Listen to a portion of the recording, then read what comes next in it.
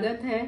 आज आपके लिए एक बहुत ही सुंदर हंसी मजाक के गाना लेकर आए हैं हम लोग, तो आप सुनिए और जरूर कमेंट सेक्शन में कमेंट कीजिए कि कैसी लगी आपको गाना। अगर आपको ये पसंद आए तो चैनल को लाइक करें, सब्सक्राइब करें और अपने फ्रेंड्स को शेयर भी करें और बेल आइकन प्रेस जरूर करें, तो आने वाले नए वीडियो का नोटिफिकेशन आपको सबसे पहले मिलेगा।